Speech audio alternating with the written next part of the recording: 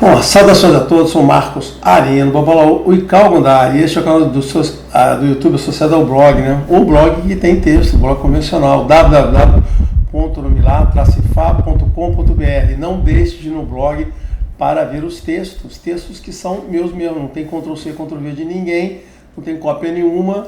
Então, o que você vai estar lá, você não vai ver em outro site. Você pode ver alguém que copiou o que eu escrevi, mas não vai ver eu tendo copiado alguma coisa de alguém. Muito bem, então neste vídeo, se você ficar até o final, claro, né? Eu vou falar aqui, eu vou fazer um vídeo inédito, porque eu não faço vídeo que eu falo sobre erros, eu sempre digo isso, né? Eu falo sobre vídeo sobre o que é certo, eu não falo sobre o que é erro. E neste vídeo eu vou estar falando sobre erros. Olha, eu vou estar falando sobre erros, criatividade, invenções e mistificações sobre o tema de EBORUM, né? EBORUM, Abicu e as coisas, as variações. Eu fiz um vídeo, né, que eu postei repostei, né, que eu falo sobre o que é o EBORUM, né, no meu entendimento e tal. E esse aqui eu vou ser obrigado a falar para contrariar as coisas que as pessoas falam diferente. Eu não queria fazer, mas para esse caso é necessário. Então, se você quiser ouvir as coisas que eu vou falar, então fique até o final. Senão, deve ter outro vídeo que te interessa aí. Então vamos lá, vamos tentar ser produtivo e ser objetivo. Aqui eu fiz um roteirinho, vou tentar seguir ele literalmente, porque como eu falei, falar de erro é infinito, gente. Falar de erro é infinito. Bom, espero que quem veja o canal com frequência, eu acho que o som deve estar maior agora. Você vai ter que abaixar um pouquinho, né? Eu troquei o microfone aqui. Estou experimentando um microfone novo, que eu já tinha, eu só não estava com preguiça de usar. Então acho que o som deve ter ficado mais forte. Eu tive que reduzir ele aqui. Mas vamos lá. Então o tema é EBORUM, ok? E eu vou falar aqui sobre as várias visões equivocadas, na minha opinião. Lembra? Tudo aqui é minha opinião, tá? Então, que se apresentam disso aí. Lembrando a todos que se interessam por esse tema, que eu tenho um livro lá no amazon.com.br, www.amazon.com.br, um livro em formato Kindle, que não é livro físico ainda, né? Talvez seja um bom dia. E este livro eu falo assim bastante sobre o tempo, longamente. Eu inclusive eu estive revisando o material, eu vou fazer uma nova versão dele, e essa nova versão eu vou tentar adicionar mais coisas que eu deixei, porque eu botei muita coisa, mas acho que algumas coisas faltaram, aí eu vou adicionar mais algumas coisinhas lá que tem lá. Não é muita coisa não, mas eu vou adicionar para ficar um material completo sobre o assunto que se possa falar, tá? Então, tem isso. E lembrando que os livros Kindle têm uma grande vantagem, né? Que eles se atualizam automaticamente. Então, se eu lançar uma nova versão do mesmo livro, que se você tem um livro Kindle, o Kindle atualiza o livro e você tem a nova versão do livro com tudo corrigido. Isso faz diferença em alguns livros.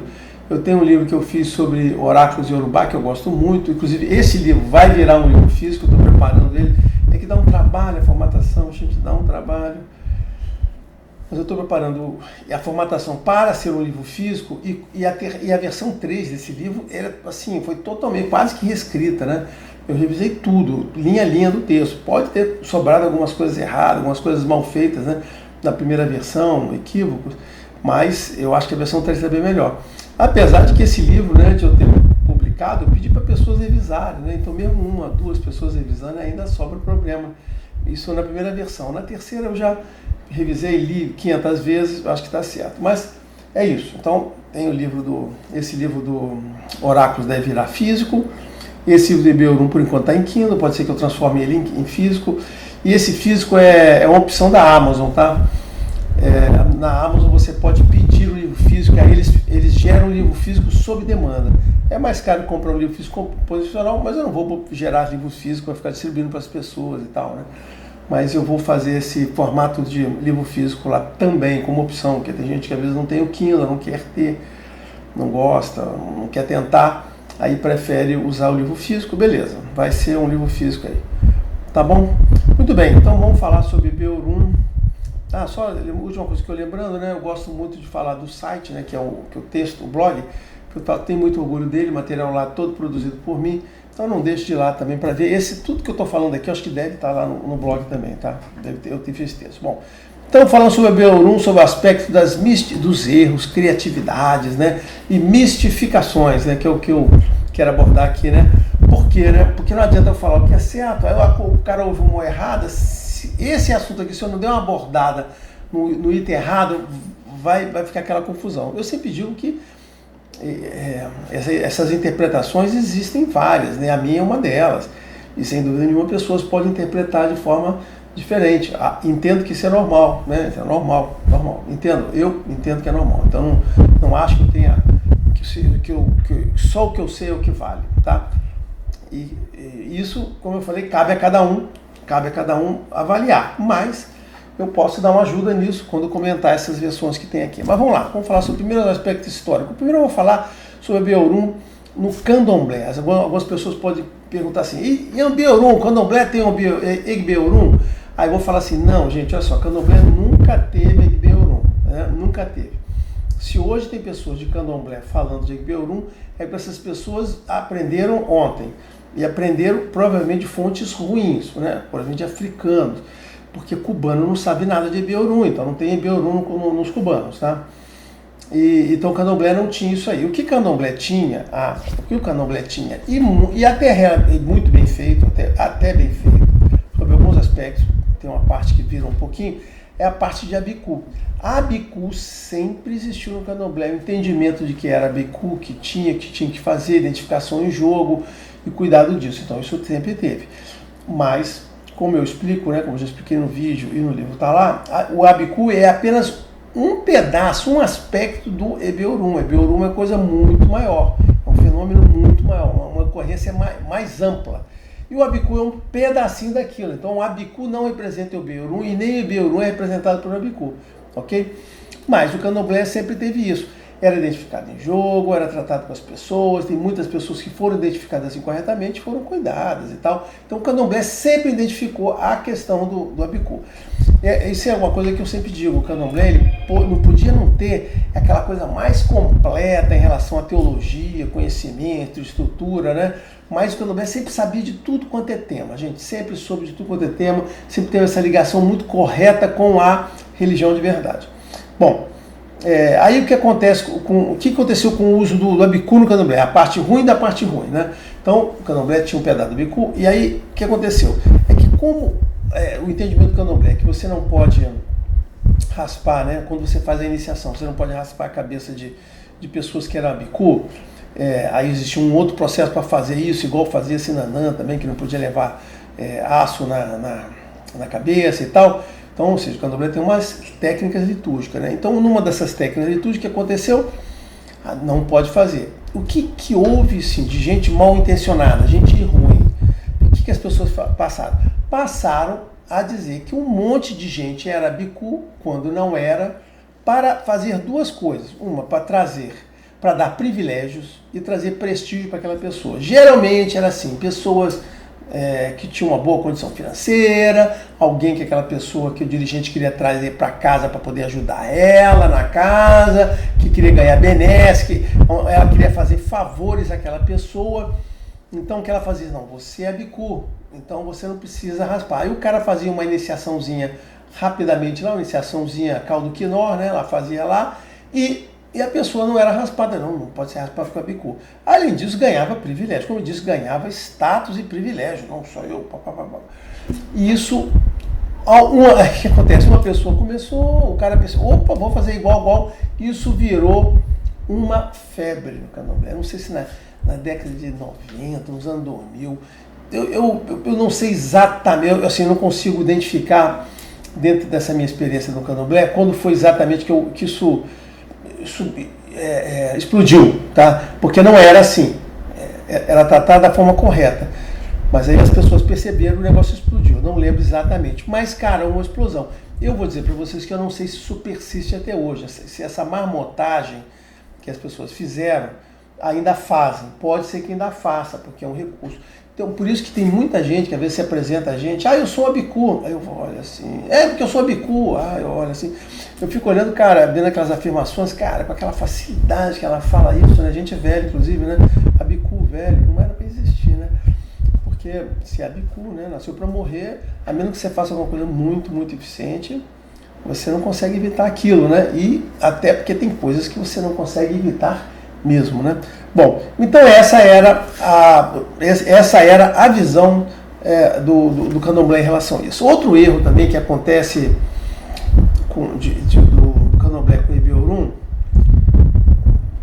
pela falta do entendimento real, mas tem uma coisa assim. Mas, por outro lado, o candomblé, eu vou falar um dos segredos do candomblé. Um candomblé sempre lidou com a questão do Ebiorun, mas assim, muito fechadinho.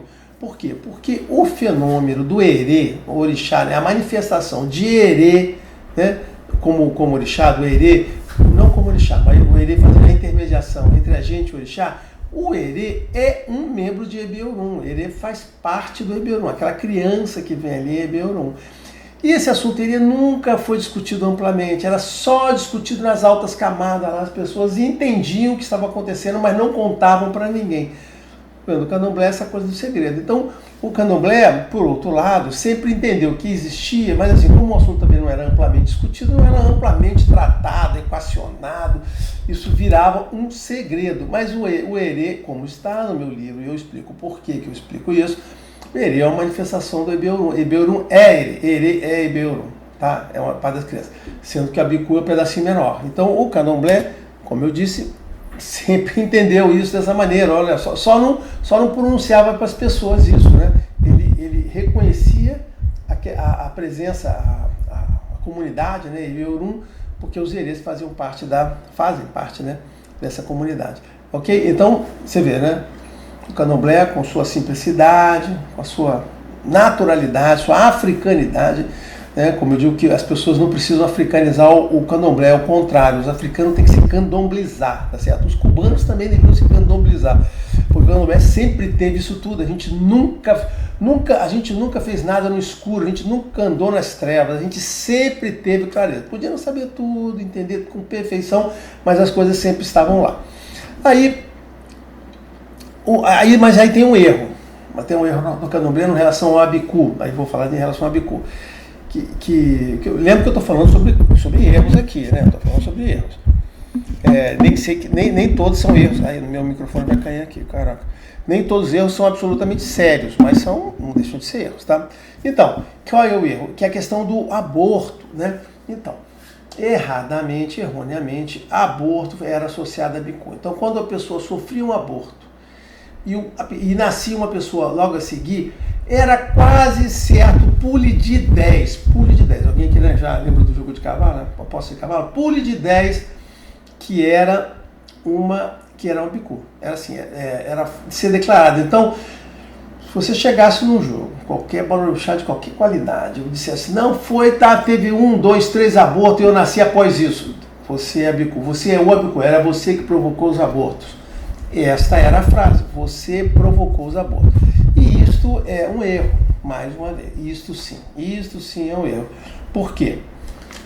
Porque é o seguinte, porque abicu não está associado a aborto, não pode. Porque para você ser abicu, você tem que nascer. Então, assim, só depois que você nasce, você respira, né, que o Odumare lhe dá o sopro da vida, o Emi, aí é que você nasceu. Então, se você nasceu, você só pode morrer depois que nasce. O aborto, você morre antes de nascer. Então, você não é abicu. Abicu, o significado da palavra abicu, né? O A é o aquele, né? Aquele que nasce e morre. Abicu, né?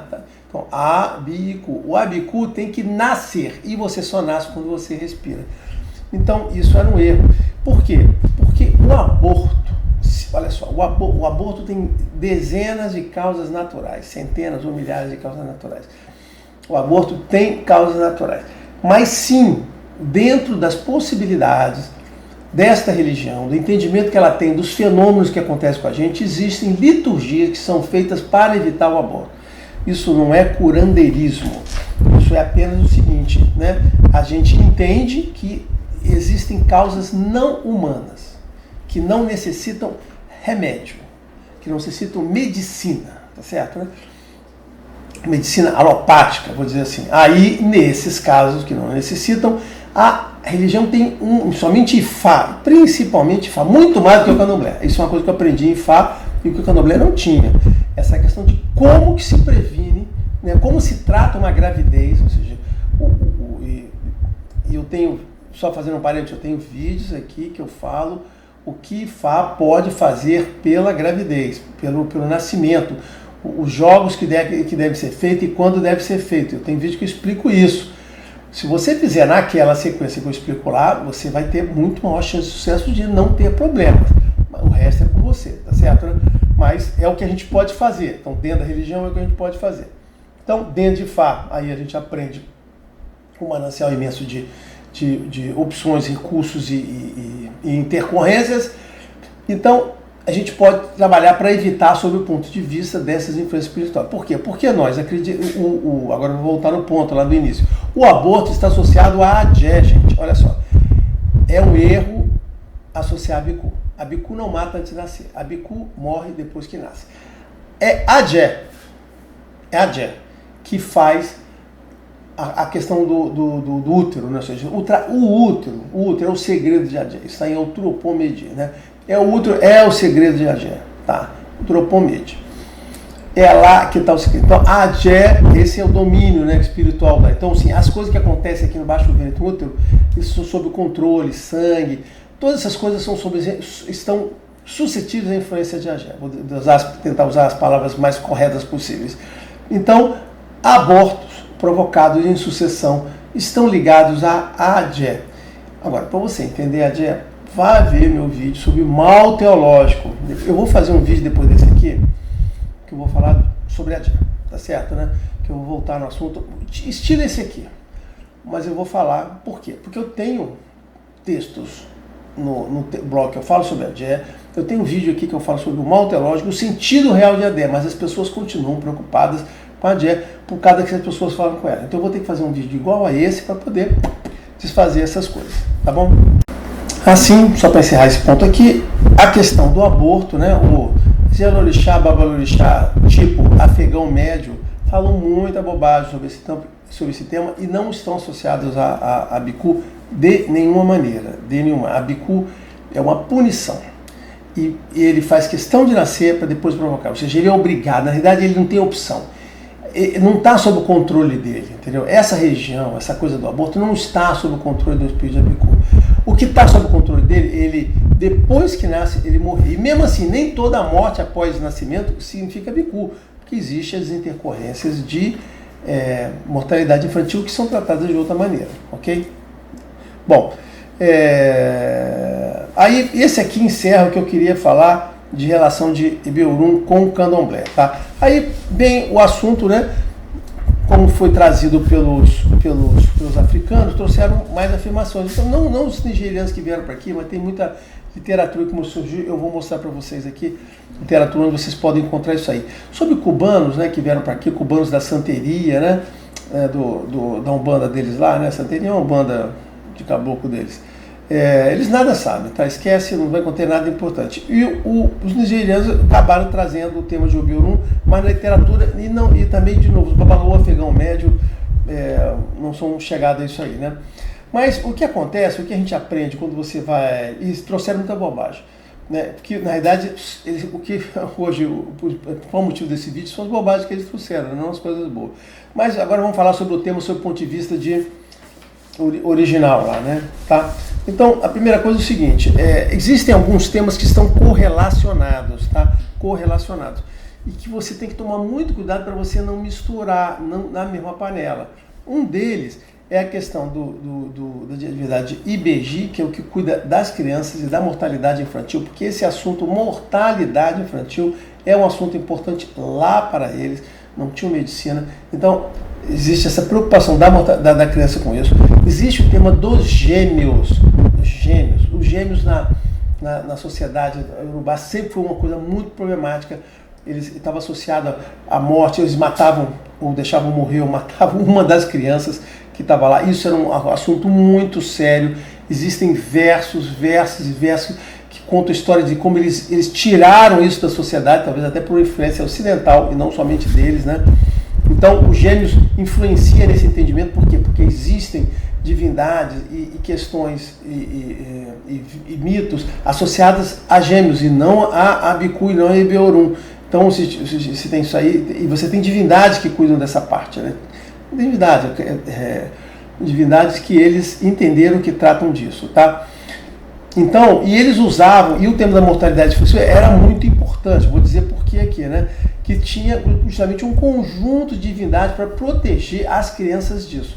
No meu livro eu estou explicando quais são essas divindades lá. E aí você não pode confundir, como as pessoas confundem, como eu vi num livro de uma moça, uma mulher africana, nigeriana, que ela fez sobre o assunto de Ebiorun, em que ela começa a botar aquelas coroas, né, aquelas divindades lá, associadas a Ebiorun, e não é verdade. Na realidade estão associadas a um outro aspecto disso aí, que é justamente a questão da proteção às crianças e mortalidade infantil.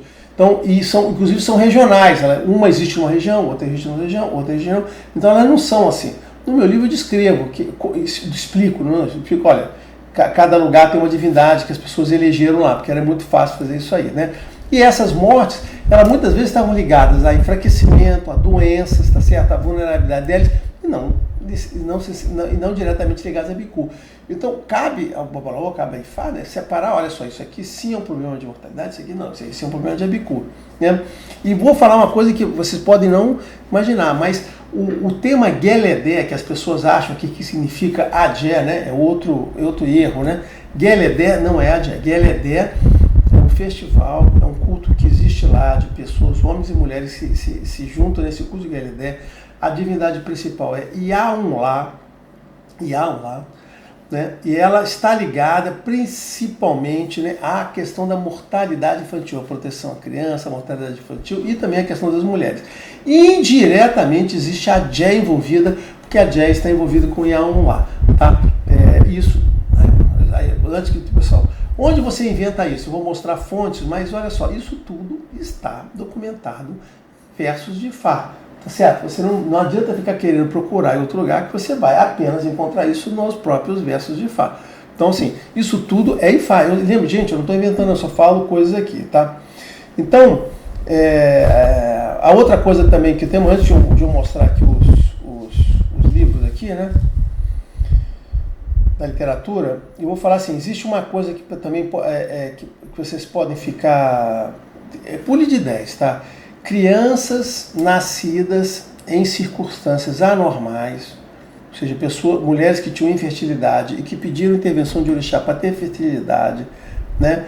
Então pede a intervenção de um orixá, pule de 10, que essas crianças vêm de Ebiorun. Pule de 10. Sempre virão, tá certo? Não significa que sejam Abicu, tá? Mas serão de Ebiorun. Aí eu queria mostrar para vocês aqui, agora, uma literatura onde vocês podem ter informação sobre esse monte de coisa que eu falei nesse momento aqui.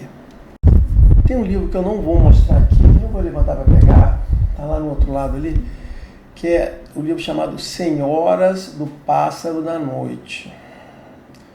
Eu recomendo esse livro, ele tem a tradução de um texto muito conhecido do Verger, sobre Yamiel Chorongá. Tem muita coisa que está naqueles versos, mas eles não estão ligados diretamente a isso, mas as pessoas que estão interessadas em Geledé podem achar isso lá.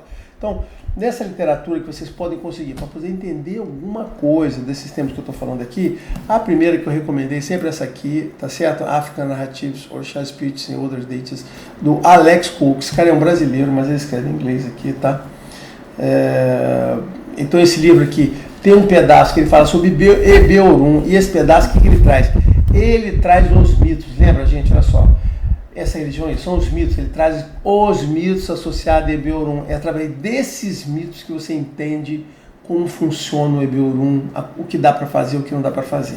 Esse livro é extremamente importante. Quem quiser entender o Ebiorun e não ler esse livro não vai saber nada. Tem um outro livro aqui bem interessante, que fala sobre gêmeos, tá certo, né? Esse livro aqui eu recomendo, tá certo, né? Twins in Africa and Diaspora Cultures, tá bom? Double Trouble Twice as Blessed, tá bom? Então esse aqui é interessante falar sobre gêmeos, que você tem que entender, né? Tem um outro aqui que fala sobre Ibedi, tá vendo? Que tem, olha lá, o culto dos gêmeos Yorubá, tá? Então essas duas coisas aqui estão associadas. Esse livro aqui é bem melhor do que esse aqui, tá? Esse aqui é um bom livro, esse aqui é mais ou menos, mas é um livro grandão, bonito, faz efeito. Por quê? Porque o assunto, o Ibedi está associado a gêmeos, né? Para quem quiser, para aprofundar na parte, entender de fato, tem um livro que é espetacular para você poder entender Ebiorun, a ligação de Geledé com isso, e os influências lá, é esse daqui que eu já fiz uma indicação de leitura, não fiz resenha não. Um dia eu vou fazer resenha dele, tá? Para fazer resenha dele dá um bom trabalho, tá?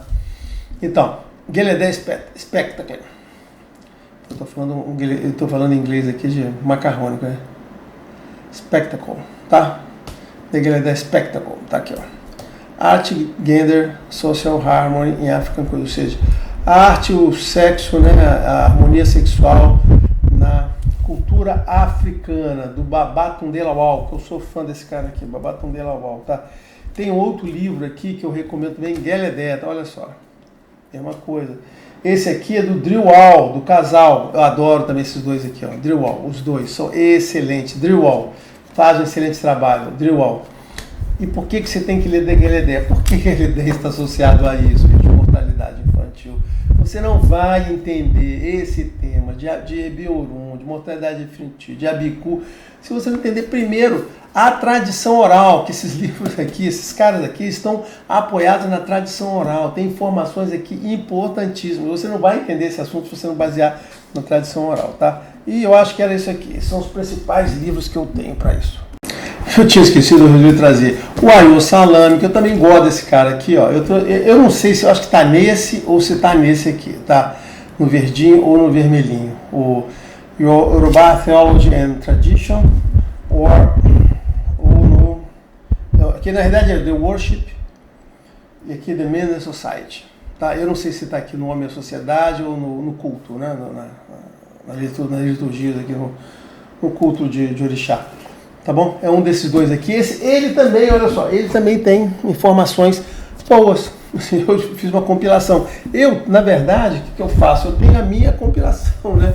Eu junto isso tudo, faço uma juntada aqui para poder catar e juntar as informações todas. Então, é a minha própria compilação, que é a que eu uso para fazer o livro disso aqui. Então, aqui na minha eu tenho a coisa toda que vai para lá. Então, esse aqui são as fontes que vocês podem se referenciar, tá certo, né?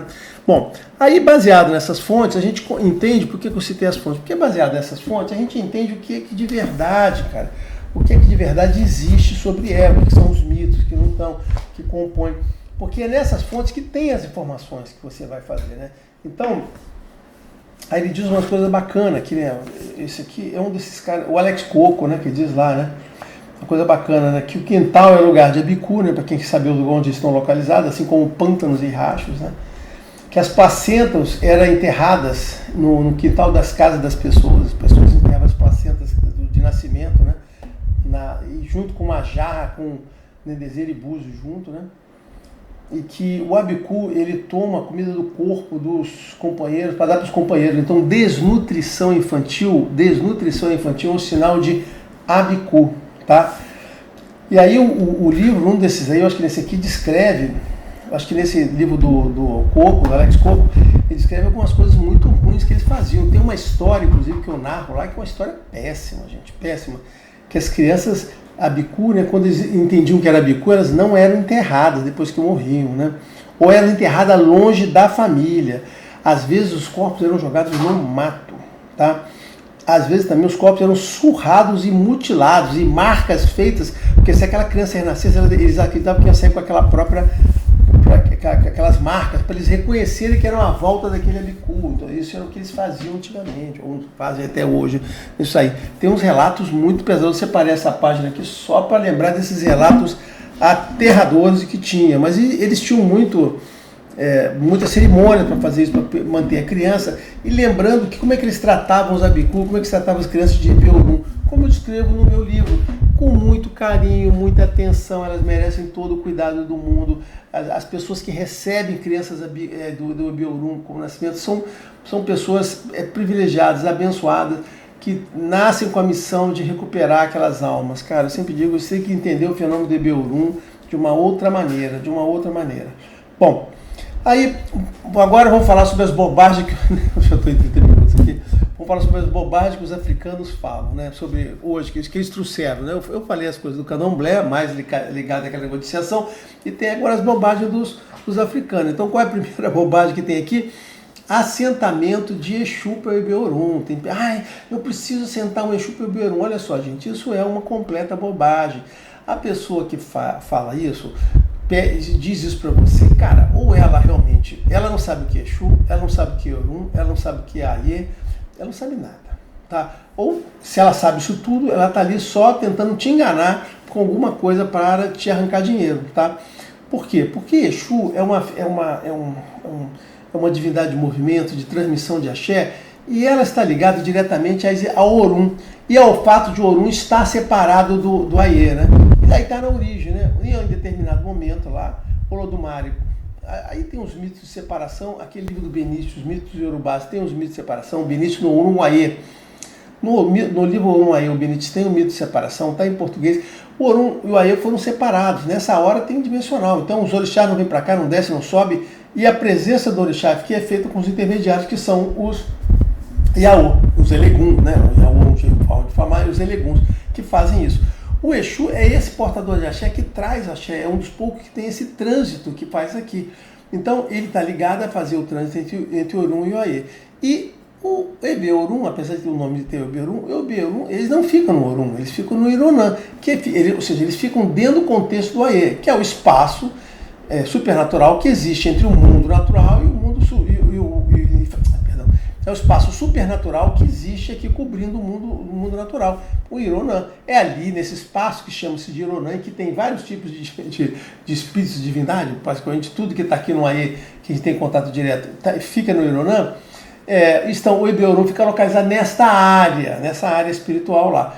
Só que os orixás não, os orixás estão no Orum. Então existe a necessidade de ligação do Orum com a Aie. E essa ligação é feita com o Exu. Então por isso que tem. Então não existe sentido de fazer assentamento de Exu para Ebe-Orum. Por quê? Porque as crenças de Ebe-Orum já estão aqui no nosso contexto espiritual. Não tem como ter. Você não precisa de transmissão de axé, de ligação, entendeu? Para fazer a coisa, né? Aí, isso, e de novo, essas afirmações eu faço como, cara, o que está em Fá, o que está nos versos, o que está na teologia, você tem que fazer exegeses desses textos para você poder falar o que você tem que fazer, né? É por isso que eu falo que, olha só, não pode ter babalaô que não conheça a teologia, que não conheça os versos, que não gere teologia, que não faça exegese do que está entendendo. Assim, não tem como, gente, não tem como. Se a pessoa não faz isso, se o babalaô não se preocupa com teologia, não se preocupa em entender isso, interpretar aquilo, ele vai fazer um trabalho de merda. Tem que ser, porque ele não está entendendo o que está acontecendo. Ele acha que são formulazinhas que ele sai aplicando. Não é verdade. Aí vem a segunda bobagem, que as pessoas falam, não, você tem que ser iniciada para Ebe-Orum, mais uma idiotice completa. Por quê? De novo, o orixá está no Orum, nós estamos aqui. A iniciação é aquilo que você se dispõe a ser esse intermediário, e a partir dali o orixá vai usar esta ligação sua com o Orum para ele se manifestar aqui através, inclusive, de um espírito intermediário que é o Herê, que está no Ironã. Isso é uma coisa complexa. Está no meu livro sobre Ebe-Orum. Eu expliquei essa coisa toda lá. Então é feito isso. Então a iniciação é um processo necessário no qual você se diz, eu digo o seguinte, tem duas coisas que acontecem ali. Você, se abre para aquilo e é feita essa transformação sua nesse caminho e abre essa coisa. Aí vamos falar, algumas pessoas podem lembrar que nem todo mundo manifesta orixá, precisa de iniciação, é verdade, tem pessoas que não são iniciadas e manifestam orixá de forma boa. A iniciação é um processo que acelera isso, que torna isso mais intenso e torna isso mais rápido. Tem pessoas que desenvolvem essa iniciação ao longo do tempo. Então, assim, como eu digo nessa religião, a teoria é igual à prática. Não tem prática que não tenha uma teoria, que a teoria não bata com ela. Não é necessário recorrer a aplicações idiotas tipo, isso é um dogma, só Deus sabe, como muita coisa acontece com os católicos, né? O católico diz isso, os cristãos vão dizer, eu não sei porquê, é realmente um mistério de Deus, né? Tem várias questões teológicas lá que eu posso citar, inclusive a questão das pessoas, por exemplo, pessoas serem condenadas para o inferno. Eu já falei no vídeo aqui, segundo eles, se você não for para Deus, se você não converter lá e procurar Deus, você não vai ser condenado. Aí alguém pergunta assim, mas faz de conta que aquele pessoal que mora, sei lá na Groenlândia, que nunca ouviu falar de Cristo, nem de nada, eles são pessoas inocentes, e essas pessoas então vão para o inferno, elas vão nascer e vão para o inferno só porque não tiveram a oportunidade de conhecer o cristianismo? Aí a pessoa fica, são os mistérios de Deus, não tem resposta, porque a teoria não bate com a prática. A teoria foi inventada por um cara qualquer lá, todo mundo sabe disso. A teoria foi inventada, a teoria católica foi inventada em concílio, os caras não pararam para pensar que o mundo era maior do que a vilazinha que ele morava. Aqui não, então assim, aqui não. Então não tem iniciação, você não pode, a iniciação é esse, ou você acelera. Então se você não se ama, como se você não insiste, você recebe o orixá, porque isso você se desenvolve naturalmente ao longo de um tempo muito maior e aquilo vai se manifestar. Não significa que você vai ser com toda a intensidade, mas vai sim se manifestar. Quanto mais tempo ficar, quanto mais tempo aquilo acontecer, mais forte, mais intenso será. É verdade. Já a iniciação você abrevia tudo, pum, pum, transforma, né, a coisa que está lá. Então essas duas coisas são completas bobagens, tá certo? Tanto o Exu para o Ebeorum e a iniciação do Beorum, e elas estão ligadas ao mesmo princípio, o Beorum já está aqui. Aí a pessoa, mas quem disse para você que o Ebeorum está no Aie e não está no Orum, se o nome está dizendo Ebeorum? É isso? Beleza. Quem disse para mim? Isso aqui, ó. Aqui, ó. Você tem que ler os mitos do Cuoco aqui, tem que ler os essa aqui, tem que ler dele é Dé. Cara, se você não aprender com outras pessoas, assim, claro que eu não nasci sabendo tudo. Claro que eu não nasci sabendo tudo, mas eu procurei aprender, né? Eu procurei me informar, então. Aí eu fui lá ler os versos, porque se eu estou fazendo uma afirmação, isso tem que estar no verso, tem que estar na religião. Ou você encontra na religião, ou você encontra na tradição oral. Então você vai procurar. Então por isso que você pode fazer essa afirmação, sim, eles não estão no Orum, se tivesse, não, ao contrário, eles não voltaram para o Orum. Isso que faz ele gerar essa coisa, eles não voltaram, né? Beleza, então essa acho que são as duas maiores bobagens que tem. E então, isso não adianta, né? Aí tem uma bobagem agora que é mais séria, que é a questão seguinte: na Amazon vocês vão encontrar um livro chamado Ebeorum, Comrades of Heaven, que são os compadres, né? A comunidade do céu, né? Então, esse livro, ele tem na realidade, ele é um livro pequenininho, está em Kindle. Eu não tenho livro físico, ele é um livro Kindle, eu li o livro, eu comprei e li o livro todo, né? Então, ele contém todas essas bobagens repetidas por esses babalos novos que não sabem de nada, que nunca procuraram informação de verdade. Aí eles vão lá nesse livro, tem lá. É um livro pequeno, ruim, tá certo, né? E que traz, ele fala um monte de bobagem, mistura aquelas divindades regionais que cuidam de infância, não sei o que, com Ebeorum. Ele traz uma série de equívocos. Aí vamos dizer, mas por que você está dizendo que eu estou dizendo equívoco? Porque tem uma outra fonte que eu li que parecia muito uma boa. Porque no Babatum de Lawal, ele explica as divindades que cuidam de criança e aquilo ali não está associado a Ebeorum, entendeu? E só que lá essa pessoa usa como sendo associada. Então, assim, a discussão não é comigo, vai procurar o Babatum de Lawal, vai procurar o Salame, vai procurar uma pessoa que faz isso. Eu só aprendi com essas pessoas, eu não sou o cara que gera o conhecimento, né? Não estou lá, né? Ah, mas ela está lá e você está aqui. Pô, alguém pode dizer, sim, o fato de estar lá e eu estar aqui não significa que ela tenha inteligência, conhecimento e esperteza e tenha procurado as pessoas corretas. Ela pode inventar as coisas na cabeça dela, isso não significa nada. Né? Entendeu? Você tem que procurar as pessoas corretas para falar. E esse livro é um monte de bobagem. E uma das bobagens que ele traz, um capítulozinho, olha só, o livro é assim, tá lá, como um monte de livros escritos aí por pessoas, não são livros tremendamente fortes de informação. Não, esse aqui que eu estou referindo são tremendamente fortes de informações. Tá lá. Mas tem um capítulozinho, capítulo 6, se eu não me engano. Ele fala sobre isso. Olha, que existe uma família no céu. E essa família no céu diz que você deixa uma esposa.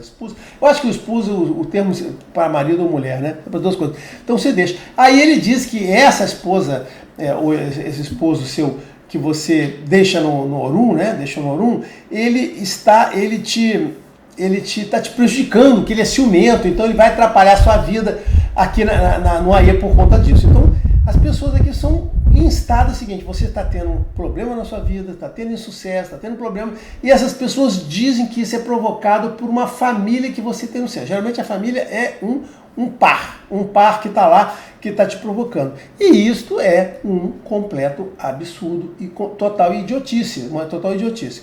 Bom, quem escreveu o livro, Fayemisi Elebuibon, essa menina é filha, menina é filha do Elebuibon, que é o Alabá, né? Lá de uma cidade lá, acho que de Oxobu, uma cidade africana lá, né? Ele é o cara que atingiu o cargo. Eu lembro até que vi umas fotos da cerimônia dele muito tempo atrás, na época do Orkut ainda. Eu vi isso lá. Então, o Elebuibon é Fayemi, né? E ela é MC, é filha de, né? Isso é o Yorubá, né? Você tem que entender essa coisa. É muito bom, filha.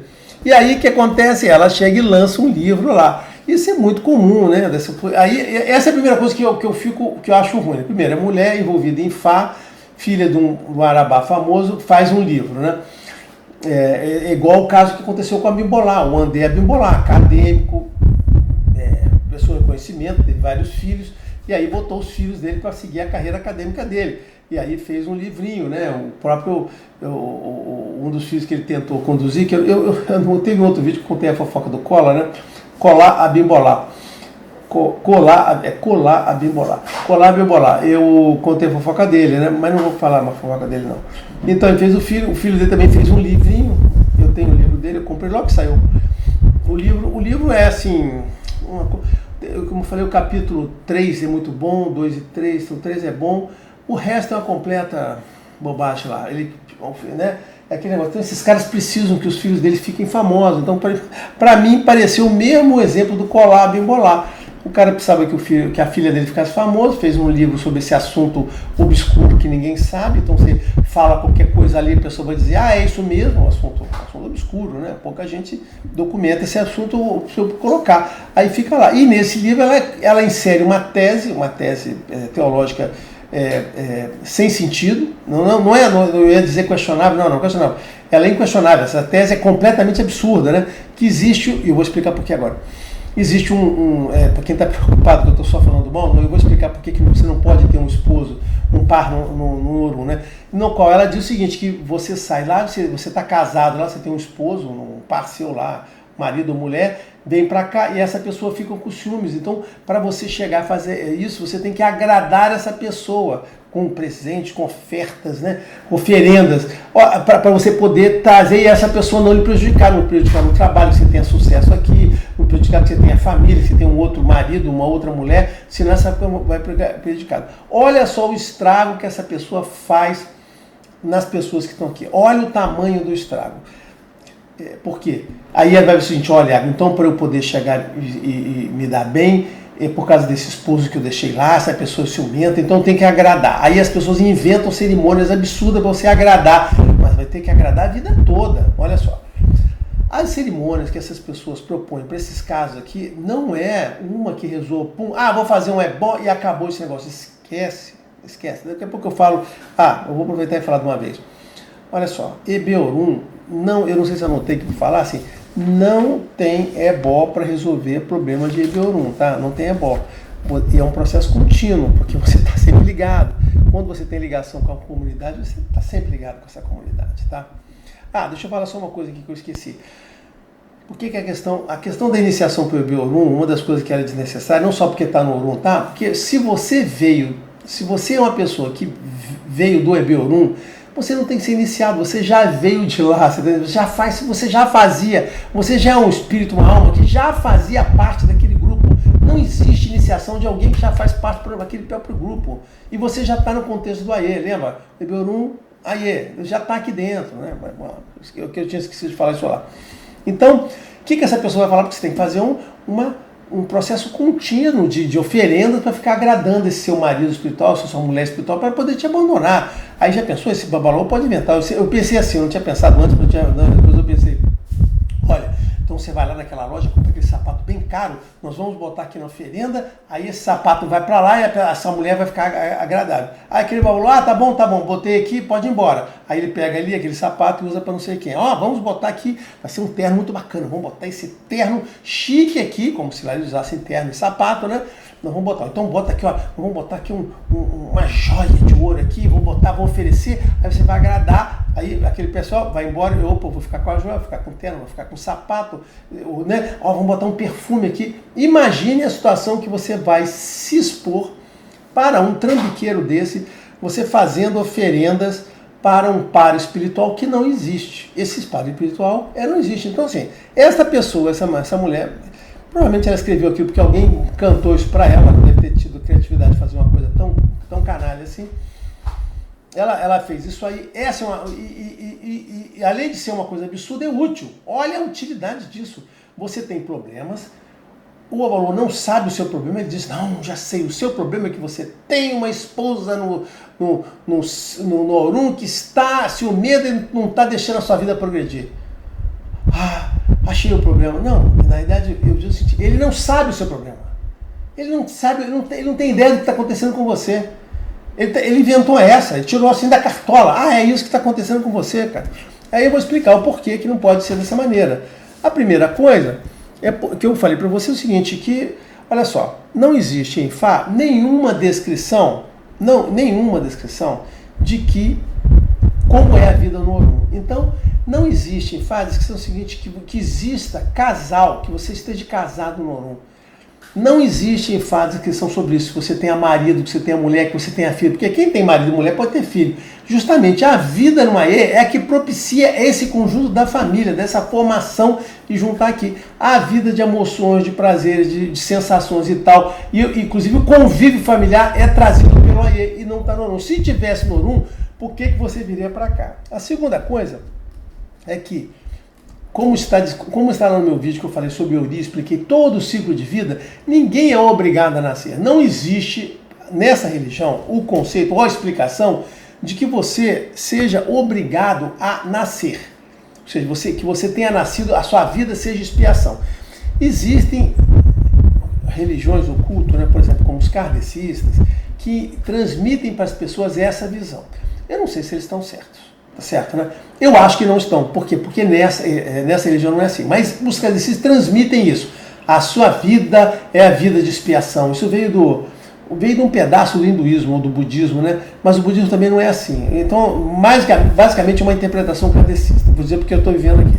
Não vou ficar falando sobre o budismo. Então, a vida é uma vida de expiação. Você veio aqui para sofrer. É como se você tivesse sido obrigado a nascer. Tá certo? É a visão dos caras. Visão, como eu falei antes, ninguém tem certeza de nada. Nesta religião, nós não temos essa visão. Aí você vai dizer assim, como eu falo várias vezes aqui, qual é o certo? Eu falo assim, gente, eu não sei qual é o certo. Tá certo? Ninguém sabe qual é o certo. Eu estou dizendo o seguinte, eu acredito muito nessa religião. Por quê? Nessa religião, veja, a teoria ser igual à prática. Então, eu estou dizendo o seguinte, eu acredito nessa aqui.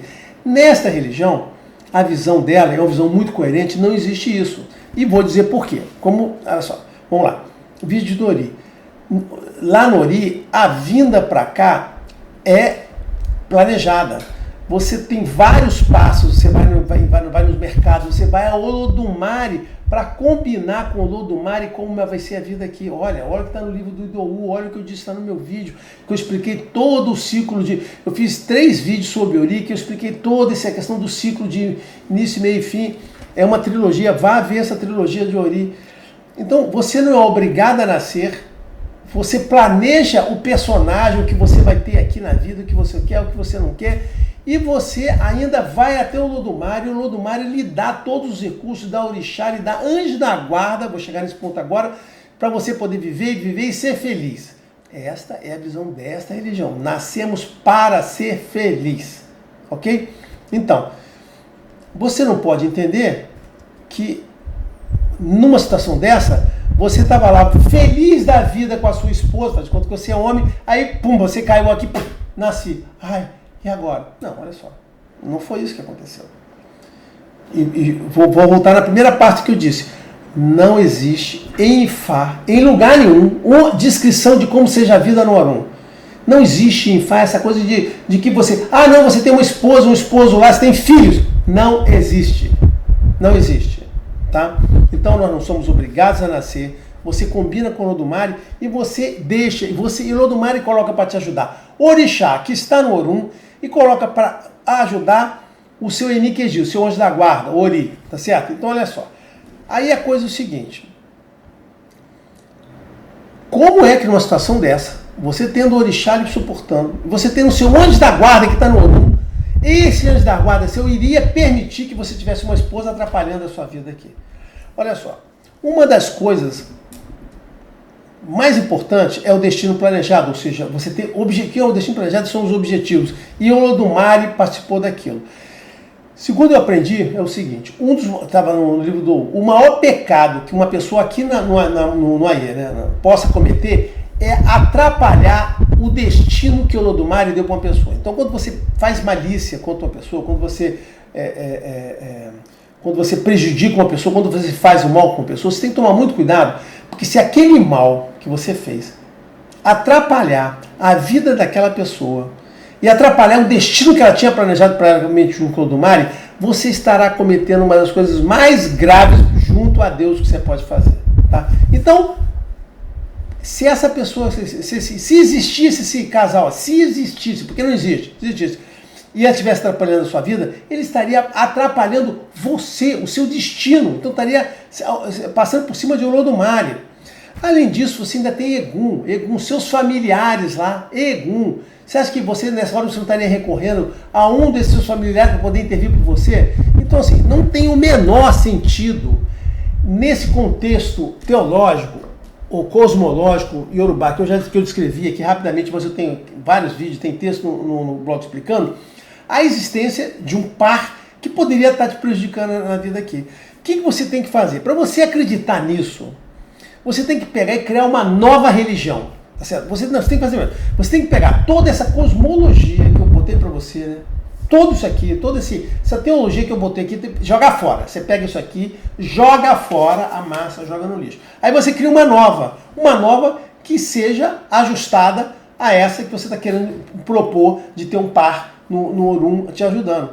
Entendeu? Você tem que pegar toda a religião, tudo, assim, tudo que eu falo aqui de religião, de destino, de Lenini, de Orumilá, de Orixá, de Ori, de anjo da guarda, de Aimó, tudo que eu falo aqui de proteção, de ebó, de oráculo, você tem que pegar isso tudo. Você pega tudo, amassa, joga fora e vai embora.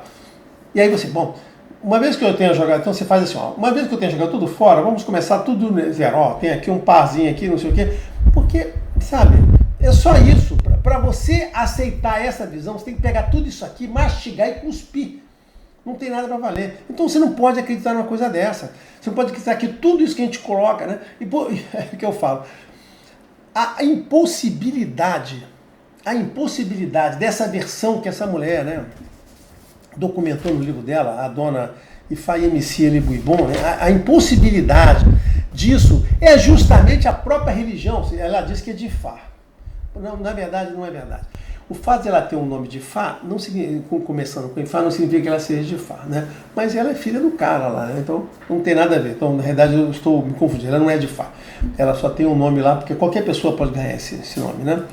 Lá, o nome tem tradições diferentes. Então, assim, a pessoa está lá, ela está voltando no ponto lá, a pessoa, assim, ela teria que pegar toda essa tradição religiosa que a gente tem,